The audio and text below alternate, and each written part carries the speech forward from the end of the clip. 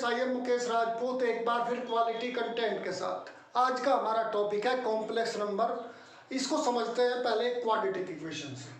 देखो आपके पास क्या है, एक क्वाड्रेटिक इक्वेशन ले रहा हूँ X square plus 1 equal to 0।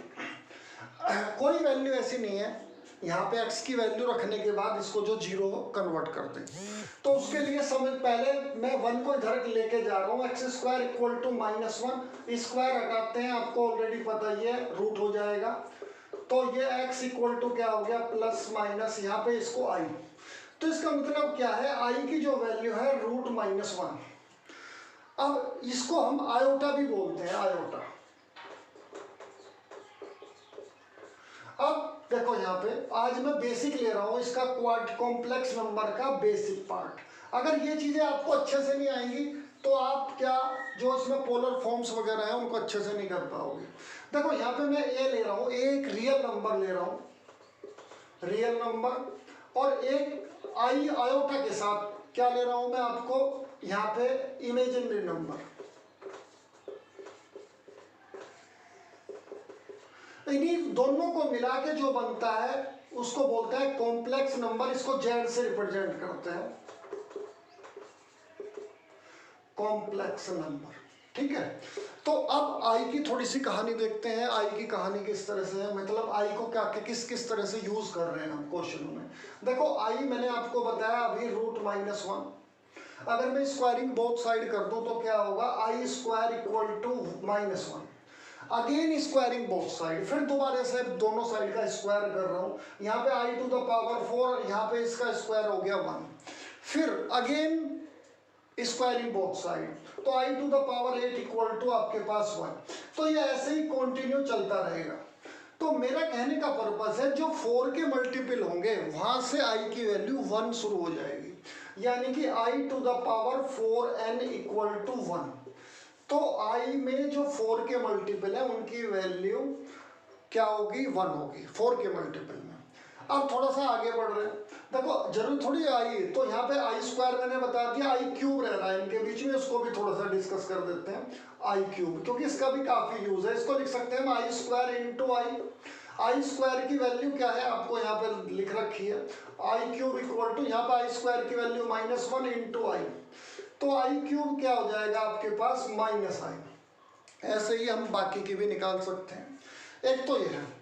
अब मैं थोड़ा सा और आगे बढ़ता हूँ इसके बारे में। मैंने अभी आपको कहा जेड ये क्या है, a+ib, ये स्टैंडर्ड फॉर्म है कॉम्प्लेक्स नंबर की। तो इसका एक कॉन्जुगेट भी यूज हुआ है इसमें। कॉन्जुगेट का बारे में थोड़ा सा बता दूं मैं। देखो कॉन्जुगेट का मतलब है, यहाँ पे इसको भी इस तरह से रिप्रेजेंट करते हैं बार टाइप से। तो उसमें आपको क्या करना है, जो आई से पहले वाला साइन है ना, ये पॉजिटिव है तो इसको चेंज कर देना है, बाकी सब टर्म सेम रहेंगी। ये आपके पास इसका कॉन्जुगेट ये हो गया। अब इसका दोबारा से कॉन्जुगेट सिर्फ आई से पहले वाली टर्म, ध्यान रखना ये साइन जो है ना, आई से पहले वाला जो साइन होगा वो चेंज करना है। फिर इसका अगेन कॉन्जुगेट फिर करते हैं, इसको डबल कर देंगे फिर यहाँ पे, फिर इसका कॉन्जुगेट ले रहे हैं तो यहाँ पे क्या हो जाएगा a+, फिर साइन चेंज करेंगे आई से ठीक पहले वाला।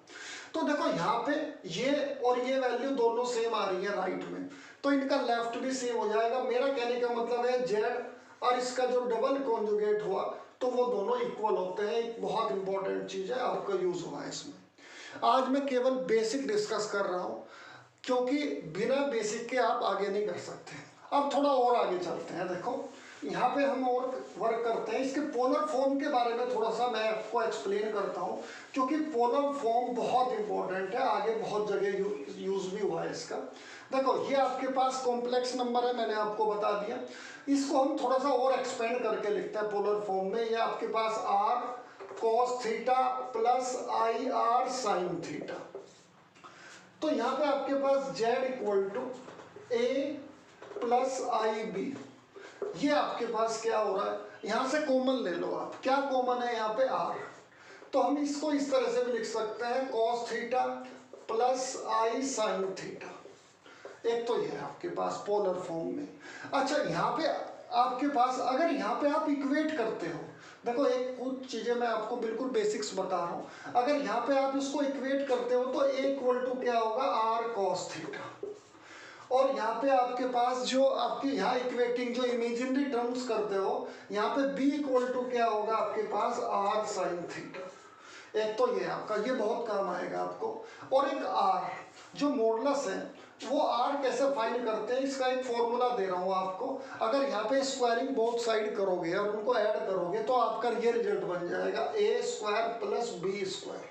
एक बार मैं फिर बता रहा हूँ, इस दोनों जो आपके पास जो ये दो इक्वेशंस हैं, squaring both side and adding करोगे तो ये रिजल्ट बनेगा। और एक थीटा एम्पलीट्यूड आर्गुमेंट भी पढ़ते हैं इसको, तो पहले इसको कैसे बनाएंगे हम, देखो टेन थीटा एक फॉर्मूला हो यहाँ पे, अगर इनको डिवाइड करते हैं तो आपके पास, अगर इसको इससे डिवाइड करते हैं तो ये आपके पास b अपॉन a, ये काफ़ी यूज़ होगा आपका पोलर फॉर्म में। ये मैं आज ओनली बेसिक डिस्कस कर रहा हूँ, क्योंकि अगर आपको बेसिक नहीं आएगा तो आगे नहीं कर पाओगे आप। अच्छा, इसमें और भी चीज़ें आएंगी आगे।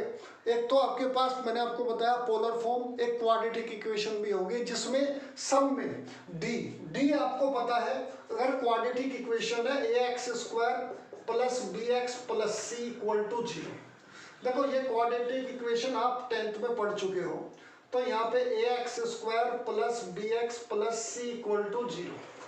तो इसकी बात कर रहा हूँ मैं, थोड़ा सा यहाँ पे स्पेस कम आ रहा है।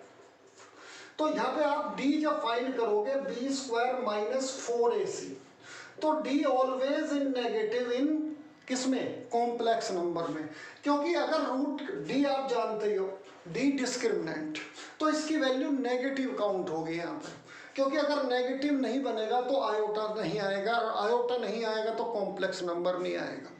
अब मैं कॉम्प्लेक्स नंबर का थोड़ा सा बता दूं। देखो आपको ये मैंने पहले जो एक रेशनल में भी बताया था, सबसे पहले आपके पास जो नंबर शुरू होते हैं वो क्या होते हैं, नेचुरल नंबर, उसके बाद आपके पास जीरो इंक्लूड करने के बाद होल नंबर, फिर उसमें क्या है जो आपके पास इंटीजर यानी कि नेगेटिव वगैरह काउंट जो नंबर काउंट हो जाते हैं तो वो रेशनल नंबर बन जाते हैं। रेशनल इरेशनल मिलके क्या बनते हैं, रियल नंबर। और रियल नंबर में अगर आपके पास देखो ये चीज़ें, अगर आपको मैंने आपको बता दिया इसमें रूट के अंदर अगर नेगेटिव आ रहा है तो इस तरह के नंबर को क्या बोलते हैं हम, कॉम्प्लेक्स नंबर। तो ये आपका बेसिक है। वीडियो कैसी लगी, वीडियो को लाइक और चैनल को सब्सक्राइब करें। Thanks for watching all of you.